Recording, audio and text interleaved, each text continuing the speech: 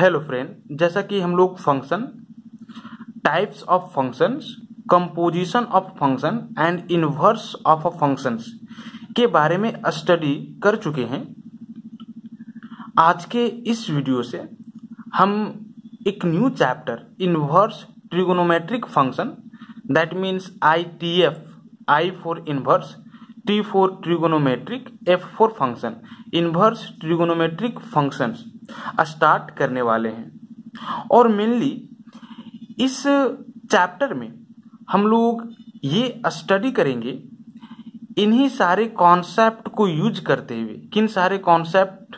That means एक function क्या होता है, फंक्शंस के काइंड्स क्या क्या होते हैं, कंपोजिशन फंक्शन क्या होता है, एक फंक्शन का इनवर्स फंक्शन क्या होता है ना।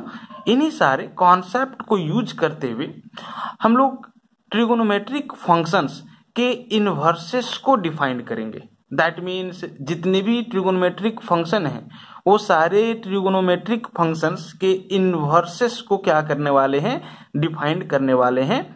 और साथ ही साथ हम लोग उसके प्रॉपर्टीज के बारे में भी स्टडी करने वाले हैं, है ना। और आप जानते हो कि there are 6 trigonometric functions: sine function, cosine function, tangent function, cotangent functions, secant functions, cosecant functions, है ना।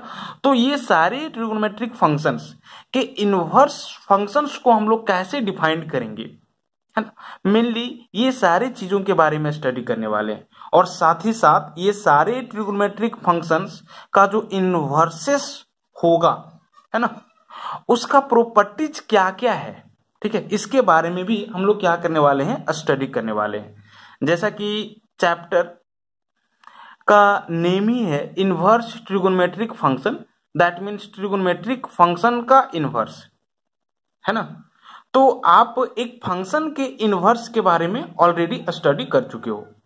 एक फंक्शन के इनवर्स को हम लोग कैसे डिफाइन करते हैं, आप जरा इसको रिकॉल करो।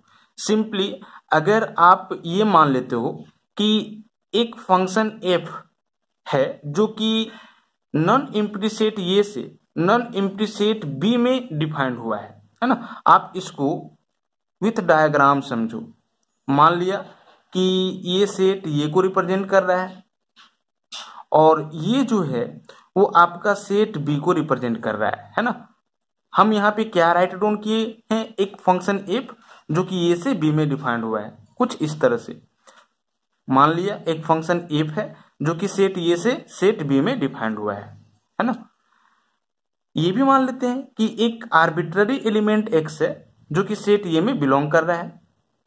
तो x का जो इमेज होगा, है ना, किसमें, सेट बी में, वो क्या होगा, this is f of x, जो कि फंक्शन f डिफाइंड हुआ है ए से बी में। और इसी को हम क्या कर लेते हैं, y कंसिडर कर लेते हैं, है ना। अब मुझे क्या करना है, इस फंक्शन f का इनवर्स फंक्शन डिफाइन करना है ना। यदि फंक्शन f ए से b में डिफाइंड हुआ हो तो इसका इनवर्स फंक्शन क्या होगा। तो एक फंक्शन जो कि सेट b से a में डिफाइंड हो, f का इनवर्स फंक्शन, एक फंक्शन जो कि सेट b से a में डिफाइंड हो, अगर f ए से b में डिफाइंड हुआ हो तो, समझ रहे हो। तो आप देख सकते हो कि f जो है वो ए से b में डिफाइंड हुआ है, तो f का इनवर्स फंक्शन क्या होगा। तो एक ऐसा फंक्शन जो कि b से a में डिफाइंड हो, कुछ इस तरह से, है ना। हम क्या कर लेते हैं, तो एक फंक्शन f इनवर्स है जो कि b से a में डिफाइंड हुआ है, तो इसी f इनवर्स को फंक्शन f का क्या बोलोगे, इनवर्स फंक्शन बोलोगे। और आपको ये भी रिमेंबर होना चाहिए कि एक फंक्शन का इनवर्स फंक्शन तब और तभी एग्जिस्ट करेगा जब दिया हुआ फंक्शन बाइजेक्टिव हो, है ना। दैट मीन्स बाइजेक्शन फंक्शन हो। बाइजेक्शन कहने का मतलब क्या है, 1 1 as well as onto. अगर ये फंक्शन 1 1 होगा, साथ ही साथ ऑन टू होगा सेट ए से बी में, तभी इसका इनवर्स फंक्शन एग्जिस्ट करेगा। तो हम लोग ये मान के चल रहे हैं कि फंक्शन f जो है वो बाइजेक्शन फंक्शन है, तो इसका इनवर्स फंक्शन क्या होगा, तो सिंपली b से a में, है ना, b से a में। है ना, जिसको हम लोग एफ इनवर्स से क्या करते हैं, डिनोट करते हैं। और ये एक फंक्शन होगा जो कि बी से ए में डिफाइंड होगा, बी से ए में डिफाइंड होगा, है ना। दैट मीन्स आप देख सकते हो कि फंक्शन एफ का जो डोमेन होगा वो एफ इनवर्स का, दैट मीन्स इसका इनवर्स का क्या बन जाएगा, तो सिंपली को डोमेन बन जाएगा। और फंक्शन एफ का जो को डोमेन होगा वो इसी फंक्शन इनवर्स का क्या बन जाएगा, तो डोमेन बन जाएगा, है ना। और यहां पे अगर एफ इनवर्स बी से ए में डिफाइंड हुआ हो, है ना, तो y का इमेज क्या होगा, सिंपली y का इमेज क्या होगा, तो this is f inverse y होगा, है ना। किसका इमेज, तो इस y का इमेज क्या होगा, एफ इनवर्स y होगा, है ना। और तब और तभी होगा जब y is equal to f x होगा। दैट मीन्स आप ये कह सकते हो कि x is equal to this is f inverse y if and only if this is y is equal to f x, है ना। अब जरा देखो, अब हम लोग क्या करने वाले हैं, तो ट्रिगोनोमेट्रिक फंक्शन के इनवर्स को डिफाइन करने वाले हैं, है ना। तो यहां पे हम लोग 6 ट्रिगोनोमेट्रिक फंक्शन जानते हैं। सबसे पहले हम लोग क्या करेंगे, तो साइन फंक्शन का इनवर्स फंक्शन क्या होगा इसके बारे में स्टडी करेंगे, है ना। That means inverse of sine function, है ना। साइन फंक्शन का इनवर्स क्या होगा, और साइन फंक्शन का इनवर्स किस सेट से किस सेट में डिफाइंड होगा, इसके बारे में हम लोग अब क्या करेंगे, तो जानेंगे। सिंपली हम लोग क्या कर लेते हैं, मान लेते हैं consider the function f defined from set of real number r to set of real number r given by fx is equal to this is sin x। मान लिया कि एक फंक्शन f है जो कि set of real number r से set of real number r में defined हुआ है, और किस तरह से डिफाइंड हुआ है, किस रूल से डिफाइंड हुआ है, that means fx is equal to sin x rule से डिफाइंड हुआ है ना। fx का वैल्यू क्या होगा, sin x होगा, और इसका जो डोमेन होगा वो कोई भी रियल नंबर होगा, और को डोमेन भी क्या होगा, तो कोई भी रियल नंबर होगा, है ना। अब जरा देखो हम लोग क्या करेंगे, इसका इनवर्स फंक्शन ज्ञात करेंगे, है ना, और ये जानेंगे कि इसका इनवर्स किस सेट से किस सेट में डिफाइंड होगा। तो इसके पहले हम लोग क्या कर लेते हैं ना, fx is equal to sine x का ग्राफ ड्रॉ करते हैं। यहां पे ये समझना इजी होगा कि इस फंक्शन fx का जो कि साइन एक्स है, इनवर्स किस सेट से किस सेट में डिफाइंड होगा। अगर हम लोग क्या करें, ग्राफ को समझे, तो यहां पे जरा देखो y इज इक्वल टू क्या है, fx, जिसका वैल्यू क्या है, तो this is sin x।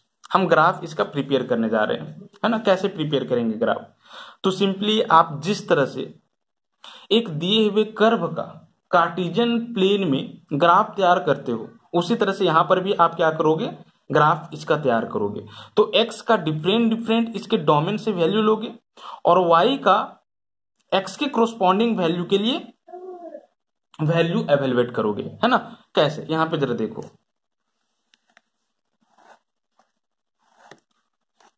Suppose कर लेते हैं कि ये x है, और x के कोरोस्पॉन्डिंग वैल्यू क्या मिलेगा आपको, fx, जिसको हम क्या बोलेंगे, y बोलेंगे। जरा देखो अगर x आप 0 डिग्री लेते हो, है ना, तो इस केस में y का जो वैल्यू होगा वो क्या होगा, x 0, तो साइन 0 का वैल्यू क्या, तो दिस इज 0, है ना। अगर x का वैल्यू आप क्या करते हो, π/2 लेते हो, है ना, x के जगह पे π/2, तो साइन π/2 का वैल्यू क्या होता है, दिस इज 1 होता है, ये आपको पता होना चाहिए। अगर आप x के जगह पे पाई लेते हो, है ना, तो साइन पाई का वैल्यू क्या होगा, तो सिंपली 0 होगा। अगर आप x का वैल्यू 3π/2 लेते हो, तो साइन 3π/2 का वैल्यू क्या होगा, साइन 3π/2 कैसे वैल्यू इवेलुएट करोगे? आप जानते हो कि 3π/2 को पाई प्लस π/2 राइट डाउन कर सकते हो, है ना। 2 एलसीएम लोगे तो 2π प्लस पाई 3π/2 आ जाएगा। अब साइन पाई प्लस थीटा क्या होता है? This is minus sine theta होता है, दैट मीन्स माइनस साइन π/2। और साइन π/2 का वैल्यू क्या होता है? 1, दैट मीन्स -1। तो साइन 3π/2 का वैल्यू क्या हो जाएगा?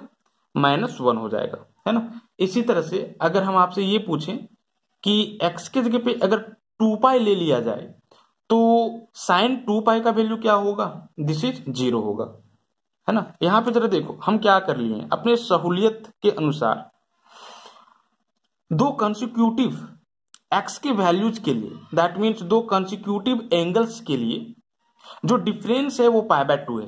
π/2 माइनस 0 π/2, पाई माइनस π/2 π/2, 3π/2 माइनस पाई करोगे तो π/2, 2π माइनस π/2 करोगे तो 3π/2 आएगा। समझ रहे हो? दैट मीन्स आप ये कह सकते हो कि हम क्या कर रहे हैं यहाँ पे, तो π/2 ऐड करते जा रहे हैं। 0 में π/2 ऐड करो π/2 आएगा, π/2 में π/2 ऐड करो पाई आएगा, पाई में π/2 ऐड करो 3π/2 आएगा, 2π में π/2 ऐड करो, है ना। तो 2π में π/2 ऐड करोगे तो कितना आ जाएगा? दिस इज 5π/2 आ जाएगा। समझ रहे हो? और 5π/2 का वैल्यू क्या आएगा बता सकते हो? 5π/2 का जो वैल्यू आएगा वो आपका 1 आएगा, है ना।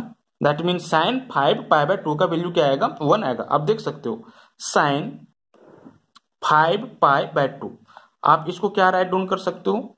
तो this is 2π plus π/2 write down कर सकते हो। 2 टू द 4π प्लस पाई 5π/2। और साइन 2π प्लस थीटा क्या होता है? तो सिंपली साइन थीटा होता है, दैट मीन साइन π/2। और साइन π/2 का वैल्यू क्या होता है? 1, इसीलिए साइन π/2 का वैल्यू क्या हो जाएगा? दिस इज 1 हो जाएगा, है ना।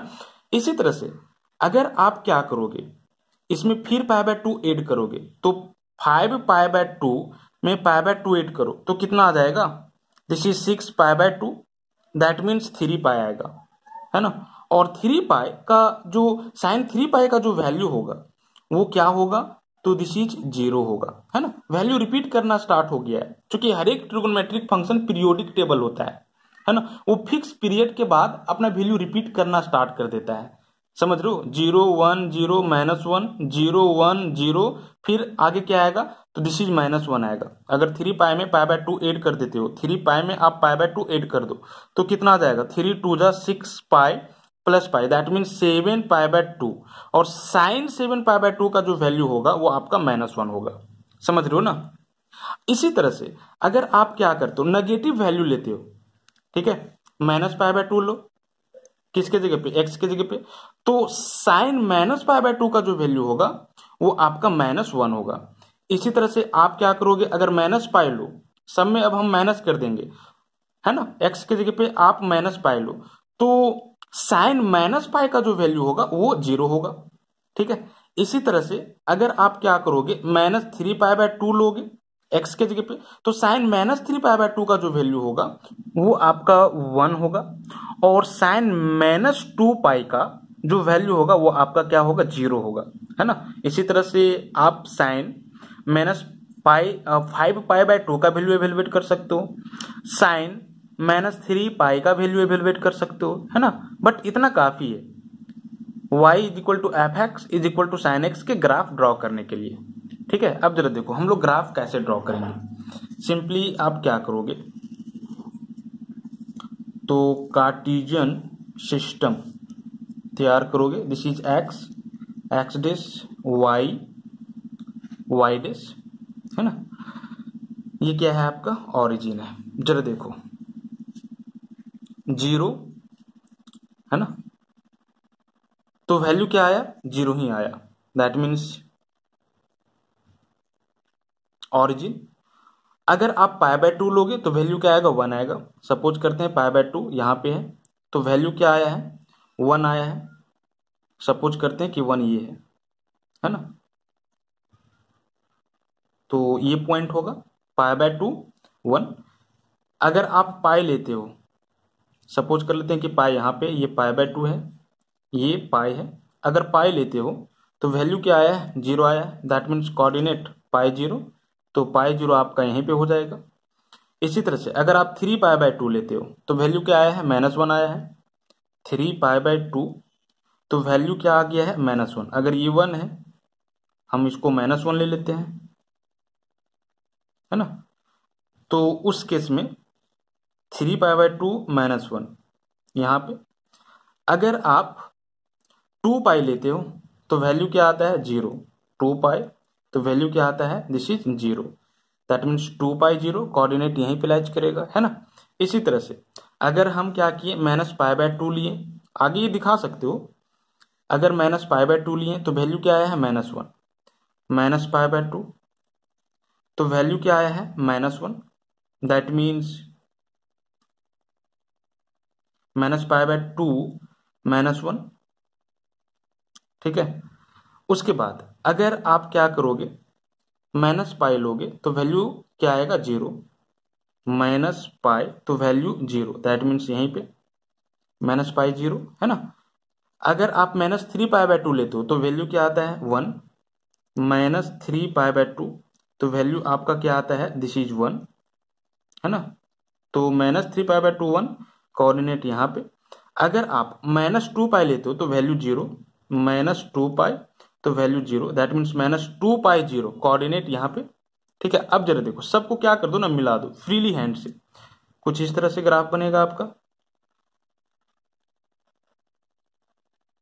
कुछ इस तरह से, ठीक है। और ये इसी तरह से आगे आते ही रहेगा, समझ रहे हो, और ये इधर आपका बढ़ते ही रहेगा, ठीक है, सेम वे में। तो ये किसका ग्राफ है, y = fx = sin x का ग्राफ है ना। और आप देख सकते हो कि इसका जो रेंज है कोई भी रियल नंबर के लिए, ये फंक्शन f जो है वो r से r में डिफाइंड हुआ है, और fx = क्या है, तो दिस इज sin x है। तो आप यहाँ पे ये देख सकते हो कि जो रेंज आया है किसका, sin x का, वो क्या आया है, तो -1 और 1 इंटरवल में आया है ना। -1 1 क्लोज इंटरवल में आया है, किसका रेंज, fx = sin x का। कहने का मतलब है कि आप कोई भी रियल नंबर लो, कोई भी रियल नंबर लो, वैल्यू जो आएगा आपका -1 1 क्लोज इंटरवल में बिलोंग करेगा। देखो -1 से ये कभी भी इधर नहीं आया है, नीचे नहीं आया है, मतलब -1 से और भी छोटा वैल्यू नहीं आया, और +1 से और भी बड़ा वैल्यू नहीं आया, मतलब इसको क्रॉस नहीं किया है, या इससे बाहर का एक भी वैल्यू यहाँ पे नहीं आया। जो भी वैल्यूज है, अगर यहाँ का वैल्यू लेते हो तो देख सकते हो कि -1 और 1 के बीच का वैल्यू है। अगर यहाँ पे तो -1 और 1 का बीच का है, अगर यहाँ पे तब भी -1 और 1 का बीच का, अगर यहाँ पे -1 और 1 का बीच का, ठीक है। ये तो -1 ही आ गया, और यहाँ पे आपका 1 ही आ गया, मतलब इसको कभी भी क्रॉस नहीं करेगा, इससे बाहर का वैल्यू नहीं आएगा कोई भी रियल नंबर के लिए, है ना। आप ये देख सकते हो, ये ग्राफ से आपको यहाँ पे समझ में आ रहा होगा। साथ ही साथ आप यहाँ पे ये भी ऑब्जर्व कर सकते हो कि ये जो फंक्शन fx = sin x है वो मेनी 1 into फंक्शन है ना, मेनी 1 into फंक्शन है। कौन, तो function y = this is fx = sin x, है ना।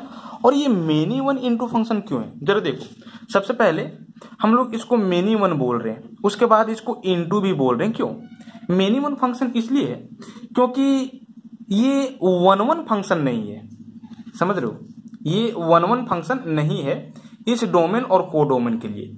और ये 1 फंक्शन इसलिए नहीं है क्योंकि हर एक डिस्टिंक्ट एलिमेंट के पास डिस्टिंक्ट इमेज नहीं है, हर एक डिस्टिंक्ट एलिमेंट के पास डिस्टिंक्ट इमेज नहीं है। क्यों, क्योंकि आप देख सकते हो कि π/2 जो है वो भी 1 में मैप हो रहा है, और आप ये भी देख सकते हो कि 5π/2 जो है वो भी क्या कर रहा है, 1 में ही मैप्ड हो रहा है। इसी तरह से और भी आपको वैल्यूज मिल जाएंगे जो कि 1 में ही मैप्ड होंगे, है ना। ये दो अलग अलग एलिमेंट है बट इमेज एक ही है। अलग अलग एलिमेंट के पास अलग अलग इमेज होना चाहिए था, लेकिन यहाँ पे अलग अलग एलिमेंट के पास अलग अलग इमेज नहीं हो रहा है। कुछ ऐसे एलिमेंट्स हैं जो कि अलग अलग हैं लेकिन इमेज सेम है, तो ये 1 1 नहीं होगा, और जब ये 1 1 नहीं होगा तो इसको आप क्या बोलोगे, मेनी वन फंक्शन बोलोगे, है ना।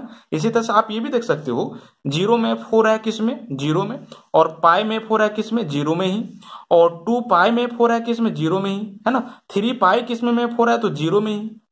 डिस्टिंक्ट एलिमेंट के लिए डिस्टिंक्ट इमेज नहीं है, तो ये मेनी वन फंक्शन है। और ये इनटू फंक्शन है, समझ रहे हो। और ये इनटू फंक्शन क्यों है, क्योंकि ये ऑन टू नहीं है। जब ऑन टू नहीं होता है तो उसी तरह के फंक्शन को हम लोग क्या बोलते हैं, इनटू फंक्शन बोलते हैं। और ऑन टू फंक्शन क्यों नहीं है, यहां पे जरा देखो, ये जो function f x is equal to sine x है वो आर से आर में डिफाइंड हुआ है ना। और ये ऑन टू तब होता जब इस आर को डोमेन के हर एक एलिमेंट के पास प्री इमेज होता इस फंक्शन एफ के डोमेन आर के लिए या आर के पास, समझ रहे हो। यानी कि इसमें आप कुछ भी एलिमेंट लो, उसका प्री इमेज होना चाहिए इस आर में, है ना। अगर ऐसा होता तो आप क्या बोलते, इसको ऑन टू बोलते। या आप इस तरह से भी कह सकते हो कि एफ के को डोमेन में ऐसा एक भी एलिमेंट नहीं मिलना चाहिए जो कि खाली रह जाए, है ना। यानी हर एक के पास प्री इमेज हो इस फंक्शन एफ के डोमेन में। अगर ऐसा होता तो ऑन टू होता, लेकिन यहां पे ऐसा नहीं हो रहा है। क्यों नहीं हो रहा है, क्योंकि आप कोई भी रियल नंबर ले लो, ठीक है, कोई भी रियल नंबर ले लो, तो वो किस नंबर पे मैप्ड होगा या उसका वैल्यू क्या आएगा, तो -1 1 क्लोज इंटरवल में आने वाले वैल्यूज, ठीक है, आएगा, है ना। आप 0 ले लो तो क्या आया है, सिंपली 0 आया है, -1 और 1 के बीच में लैच कर रहा है या इस इंटरवल में लैच कर रहा है। आप π/2 लिए हो तो 1 आया है, देखो इसी इंटरवल में लैच कर रहा है। आप पाई लिए हो तो 0 आ रहा है, इसी इंटरवल में लैच कर रहा है। 3 π/2 लिए हो तो -1 आया है, इसी इंटरवल में लैच कर रहा है, समझ रहे हो। That means close interval -1 to 1 में ही आपको क्या करेगा, वैल्यूज मिलेगा, मतलब इसका रेंज यही होगा, है ना। बाकी जो -2 बच गया, ठीक है, ये जो आर है वो सेट ऑफ रियल नंबर है और ये कोडोमेन है। तो क्या इस आर में -1 to 1 क्लोज इंटरवल वाले ही वैल्यू लैच कर रहे हैं, अरे नहीं, सेट ऑफ रियल नंबर आ रहे हैं तो भैया बहुत सारे वैल्यूज होंगे, ठीक है, इसके अलावे भी -2 -3, ठीक है, दिस इज 5 2 3/2 एक्सेप्ट्रा एक्सेप्ट्रा, है ना। तो ये सब पे कोई भी मैप नहीं हो रहा है, मतलब ये सब कभी भी वैल्यू आ ही नहीं रहा है। जब भी वैल्यू आ रहा है तो -1 और 1 के बीच में ही वैल्यू आ रहा है, या -1 या तो 1 ही आ जा रहा है। जरा देखो, -1 to 1, ठीक है, ये जो ग्राफ आप क्या किए हो, ड्रॉ किए हो f x is equal to sine x का, वो कभी भी -1 और 1 से बाहर नहीं हो रहा है ना, मतलब रेंज हमेशा -1 और 1 ही आ रहा है। तो आप ये बोलोगे कि ये ऑन टू नहीं होगा, क्योंकि इसमें बहुत सारे ऐसे रियल नंबर हैं जो कि खाली रह जा रहे हैं, है ना। बहुत सारे ऐसे रियल नंबर हैं जिसके पास प्री इमेज नहीं है, ठीक है। इस तरह से यहाँ पे कुछ एग्जाम्पल हमने आपको देकर के बताया, और इसलिए बच जा रहा है क्योंकि सिर्फ और सिर्फ आपका जो वैल्यू आ रहा है वो क्या आ रहा है, this is close interval -1 to 1 ही आ रहा है ना। अगर आप ये वैल्यू लोगे तो वैल्यू ये आएगा, ठीक है। देखो ये जो है वो -1 और 1 के बीच लैच कर रहा है। अगर यहाँ ये वैल्यू लोगे तो आपका ये वैल्यू आएगा, ठीक है। और देख सकते हो कि -1 to 1 के बीच में ही कहीं पे है। अगर आप ये लोगे, समझ रहे हो, यहाँ का वैल्यू x का, यहाँ का कोई वैल्यू लोगे, मतलब π/2 से बड़ा और पाई से छोटा, ठीक है, तो आपका जो वैल्यू आएगा y का वो यहाँ का वैल्यू आएगा। और आप देख सकते हो कि -1 to 1 इंटरवल में ही क्या कर रहा है, लाइच कर रहा है, ठीक है। तो ये ऑन टू भी नहीं है, और ऑन टू नहीं है तो इनटू है, इसीलिए हम इसको क्या बोल रहे हैं, मेनी वन इनटू फंक्शन बोल रहे हैं। अब देखो ये सब डिस्कशन करने का रीजन क्या है, सिंपली फंक्शन हम क्या लिए हैं, y is equal to sine x लिए हैं, है ना। और इसका इनवर्स फंक्शन हम लोगों को क्या करना है, डिफाइन करना है, ठीक है। अब इसका इनवर्स फंक्शन हम कब डिफाइन कर पाएंगे, जब ये फंक्शन क्या हो, 1 1 हो एंड ऑन टू हो। दैट मीन्स 1 1 ऑन टू अगर ये फंक्शन होगा, दैट मीन्स अगर ये फंक्शन बाइजेक्शन फंक्शन होगा, है ना, तभी हम क्या कर पाएंगे, इसके इनवर्स फंक्शन को डिफाइन कर पाएंगे, अन्यथा डिफाइन नहीं कर पाएंगे। ठीक है, तो इसीलिए हम लोग क्या करेंगे ना, y is equal to sine x function का जो डोमेन होगा और जो को डोमेन होगा उसको रेस्ट्रिक्टेड कर देंगे, रेस्ट्रिक्ट कर देंगे, मतलब कि उसको हम बॉन्डेड कर देंगे, उसको बांध देंगे। समझ रहे हो? तो सिंपली यहां से एक चीज तो आपको ये पता चल गया होगा कि इसका इनवर्स फंक्शन डिफाइन करने के लिए हमें ऑन टू चाहिए या इसको ऑन टू बनाना होगा। तो ऑन टू ये तब होगा जब इसका रेंज क्या होगा, तो क्लोज इंटरवल -1 to 1 होगा। ठीक है, क्लोज इंटरवल -1 to 1, क्योंकि -1 to 1 क्लोज इंटरवल में जो भी वैल्यूज आएंगे वो मैप्ड हो जाएंगे किसी न किसी से। ठीक है, तो सिंपली इसके को डोमेन को आपको इस function y is equal to sine x के रेंज से रिप्लेस कर देना होगा, है ना। दैट मीन्स अगर हम क्या कर दें, फंक्शन f को r से क्लोज इंटरवल -1 to 1 में डिफाइन कर दें, है ना, तो अब ये जो फंक्शन होगा वो ऑन टू होगा। ठीक है, और ऑन टू इसलिए होगा क्योंकि आप कोई भी रियल नंबर लोगे, कोई भी रियल नंबर लोगे तो इसका जो वैल्यू आएगा वो इसी क्लोज इंटरवल में बिलोंग करने वाला वैल्यू आएगा, इससे कभी भी बाहर आपका आएगा ही नहीं। समझ रहे हो? और साथ ही साथ आप ये भी ध्यान में रख सकते हो या रखना है कि इसमें जो भी एलिमेंट्स होंगे वो सारे एलिमेंट्स का प्री इमेज आपको इसमें मिल ही जाएगा। ठीक है, क्योंकि आप देख रहे हो कि रेंज जो है वो क्लोज इंटरवल -1 to 1 ही है, y is equal to sine x का, मतलब कि आपको इस क्लोज इंटरवल -1 to 1 में ऐसा एक भी वैल्यू नहीं मिलेगा जिसके पास प्री इमेज नहीं होगा, है ना। तो हम अभी क्या किए हैं, इसको ऑन टू बना दिए हैं। ठीक है, और ऑन टू कैसे बनाए हैं, तो सिंपली इस set of real number r को क्लोज इंटरवल -1 to 1 से रिप्लेस करते हुए, है ना। अब हम क्या करेंगे, तो अब हम लोग क्या करेंगे, तो function y is equal to sine x को 1 फंक्शन में चेंज करेंगे। ठीक है, अब जरा देखो 1 में हम लोग कैसे चेंज करेंगे। सिंपली अब क्या करना होगा, तो आपको फंक्शन f के डोमेन को रेस्ट्रिक्ट कर देना होगा। जरा देखो अभी हम क्या किए, ऑन टू बनाने के लिए फंक्शन f के को डोमेन को रेस्ट्रिक्ट कर दिए, है ना, और इसको रिप्लेस कर दिए क्लोज इंटरवल -1 से 1 में। ठीक है, और क्यों किए, कैसे किए, अभी आपको पता चल गया होगा। ठीक है, अब हम लोग क्या करने वाले हैं, तो फंक्शन f के डोमेन को रेस्ट्रिक्ट करने वाले हैं ताकि ये क्या बन जाए, 1 बन जाए। सिंपली 1 कब होगा, जब इसके डिस्टिंक्ट एलिमेंट के पास इसमें डिस्टिंक्ट इमेज होगा। ठीक है, अभी जरा देखो आप कोई भी रियल नंबर ले सकते हो। ठीक है, तो आप देख सकते हो कि π/2 के लिए भी वैल्यू 1, 5π/2 के लिए भी वैल्यू 1, 0 के लिए वैल्यू 0, π के लिए भी वैल्यू 0, 2π के लिए भी वैल्यू 0, 3π के लिए वैल्यू 0। तो ये 1 फंक्शन नहीं है ना। अगर हम क्या कर दें, इस r को, ठीक है, set of real number r, domain का बात कर रहे हैं, हम रिप्लेस कर दें किससे, तो क्लोज इंटरवल दिस इज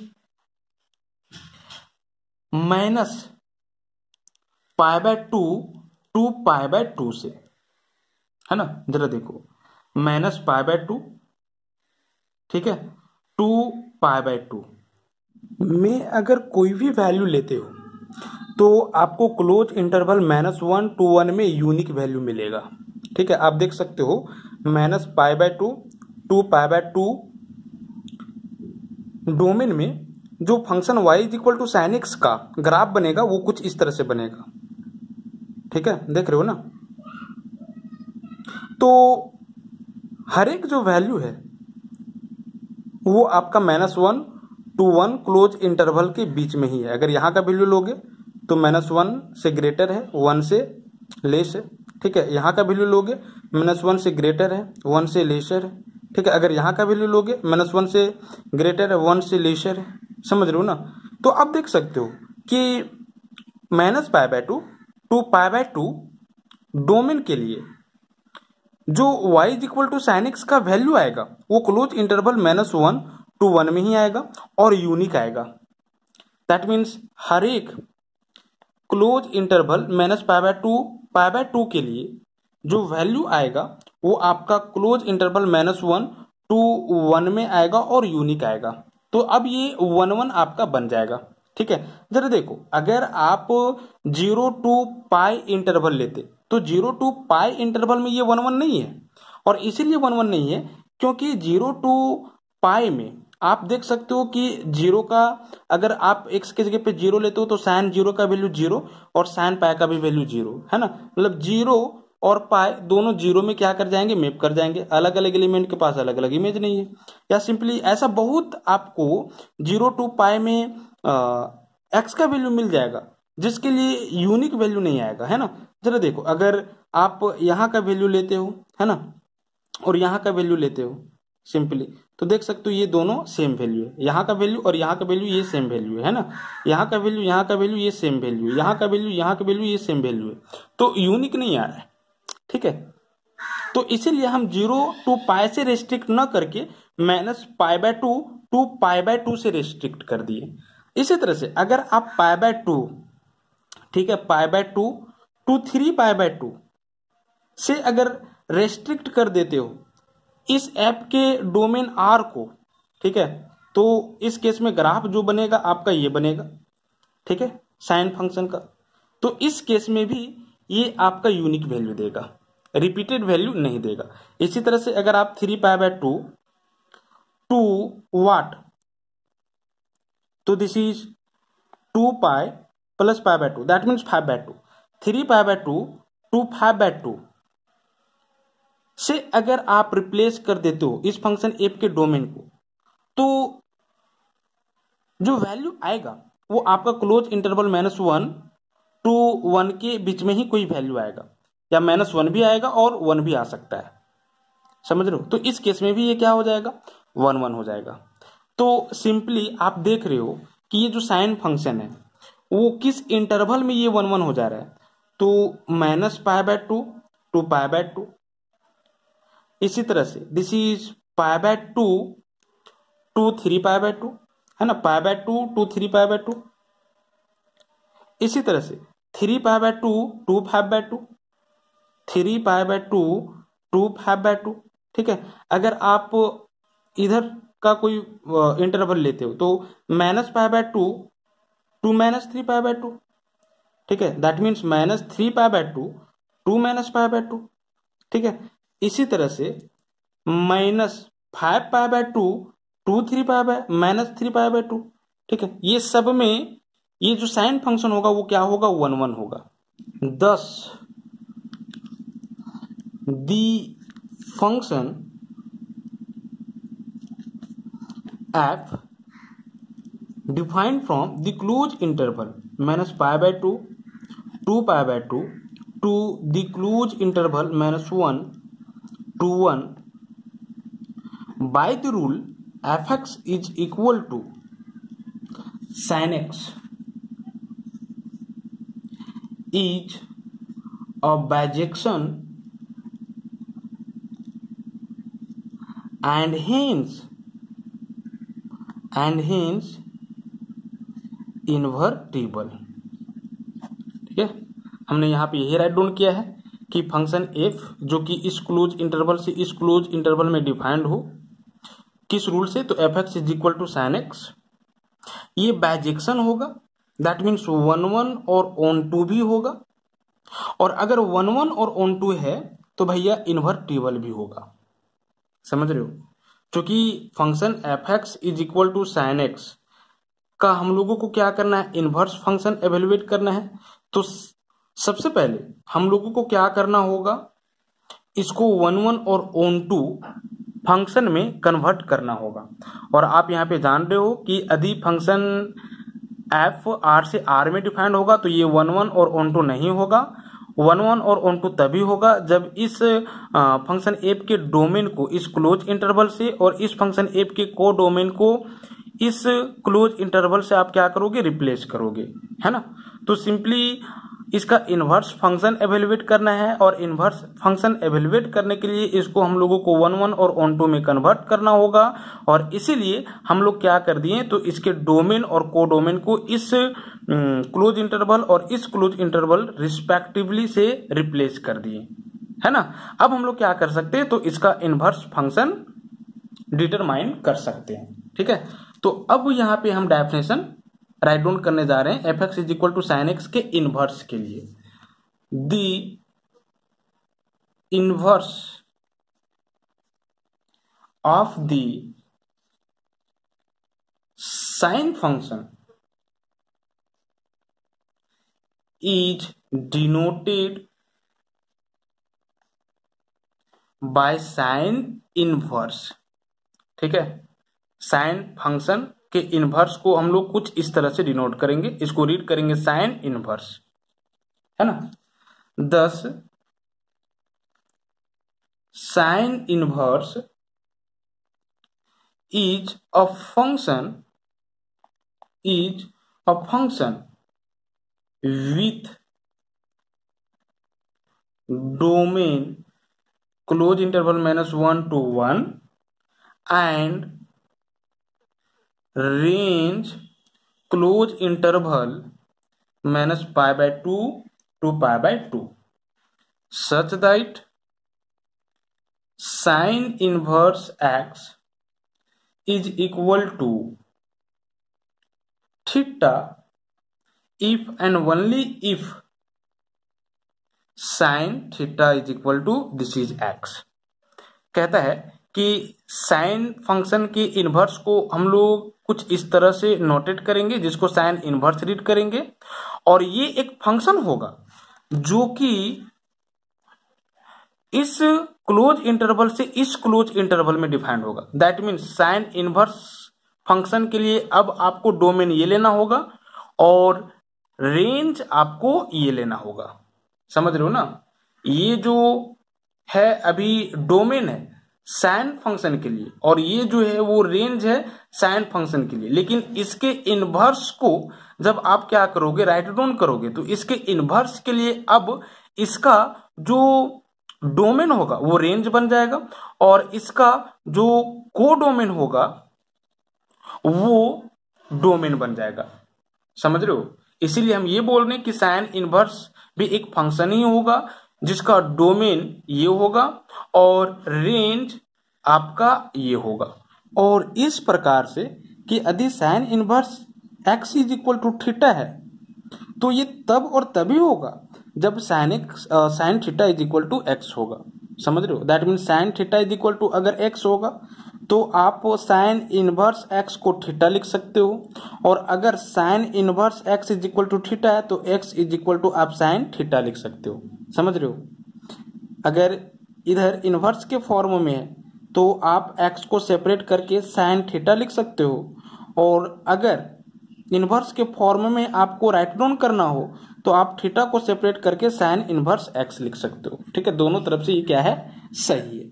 तो इस तरह से हम लोग साइन फंक्शन के इनवर्स फंक्शन को इस क्लोज इंटरवल से इस क्लोज इंटरवल में डिफाइन करते हैं, और इस क्लोज इंटरवल से इसी क्लोज इंटरवल में क्यों, इसका रीजन हमने आपको कुछ ही क्षण पहले बताया, है ना। और इसका रीजन सिंपली ये था कि इस क्लोज इंटरवल से इस क्लोज इंटरवल में अगर साइन फंक्शन को डिफाइन किया जाए तो ये बाइजेक्शन फंक्शन होगा, दैट मीन्स 1 1 और ऑन 2 होगा। और हम लोग जानते हैं कि एक 1 1 ऑन 2 फंक्शन के लिए ही हम लोग क्या कर सकते हैं, तो इनवर्स फंक्शन एवेल्युएट कर सकते हैं, डिटरमाइन कर सकते हैं, या फंक्शन इन्वर्टिबल होगा अगर वो बाइजेक्शन होगा, दैट मीन्स 1 1 होगा और ऑन 2 होगा, है ना। अब हम लोग inverse of the other trigonometric function with principal value branch next video में क्या करेंगे, स्टडी करेंगे। अब ये प्रिंसिपल वैल्यू ब्रांच क्या होता है हम आपको नेक्स्ट वीडियो में ही बताएंगे, है ना। आज की वीडियो में इतना ही, थैंक यू।